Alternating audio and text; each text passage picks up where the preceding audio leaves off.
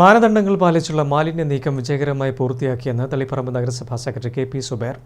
സന്നദ്ധ സംഘടനാ വളണ്ടിയർമാരുടെയും നഗരസഭാ ശുചീകരണ തൊഴിലാളികളുടെയും പ്രവർത്തന ഫലമായാണ് മണിക്കൂറുകൾക്കകം ശുചീകരണം പൂർത്തിയാക്കിയത്.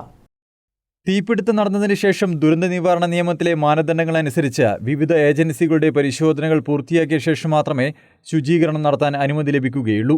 ബുധനാഴ്ച ഉച്ചയോടെയാണ് മലിനീകരണ നിയന്ത്രണ ബോർഡിൽ നിന്നും അന്തിമ അനുമതി ലഭിച്ചത്. ദുരന്തം നടന്ന സ്ഥലത്ത് എയർ ക്വാളിറ്റി പരിശോധിക്കാൻ സംവിധാനം ഏർപ്പെടുത്തണമെന്നും ബോർഡ് നിർദ്ദേശിച്ചിട്ടുണ്ട്. അനുമതി ലഭിച്ചതിനു ശേഷം സന്നദ്ധ സംഘടനകളിൽ നിന്നുള്ള വളണ്ടിയർമാർക്ക് പരിശീലനം നൽകുകയും നഗരസഭയുടെ വെൽനസ് സെന്ററുകളിൽ പ്രീ മെഡിക്കൽ പരിശോധന നടത്തുകയും ചെയ്ത ശേഷമാണ് വളണ്ടിയർമാരെ തിരഞ്ഞെടുത്തത്. ബുധനാഴ്ച വൈകുന്നേരം 6 മണിക്ക് തുടങ്ങിയ ശുചീകരണം വ്യാഴാഴ്ച പുലർച്ചെ 4:30 പൂർത്തിയായത്.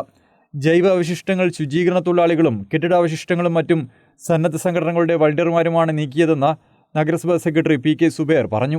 ഉച്ചയ്ക്കാണ് പൊല്യൂഷൻ കൺട്രോൾ ബോർഡിൽ നിന്നുള്ള അന്തിമ തീരുമാനവും അറിയിപ്പും നമുക്ക് ലഭിച്ചത്.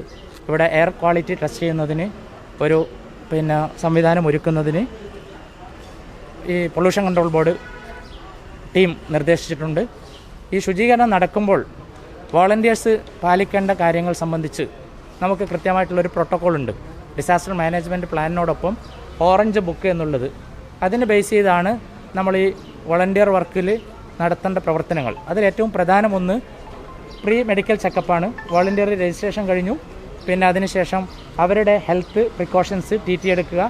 ഈ ശ്വാസകോശ രോഗികളുണ്ടെങ്കിൽ അത്തരം ആളുകളെ മാറ്റി നിർത്തുക. രണ്ടാമത് ഇവരെ ഡിപ്ലോയ് ചെയ്യുന്നതിന് മുമ്പ് അവർക്കൊരു ബ്രീഫ് ട്രെയിനിങ് കൊടുക്കണം. അത് നമ്മൾ ഇന്നലെ നടത്തി. യൂത്ത് കെയർ, യൂത്ത് ബ്രിഗേഡ്, സ്വാതന്ത്ര്യം വളണ്ടിയർമാരും ശുചീകരണത്തിൽ പങ്കാളികളായി. തളിപ്പറമ്പ് നഗരസഭ clean city manager AP Ranjith Kumar, health inspector K. Dileep, PHIമാർ എന്നിവർ ശുചീകരണത്തിന് നേതൃത്വം നൽകി. News bureau, Taliparamba.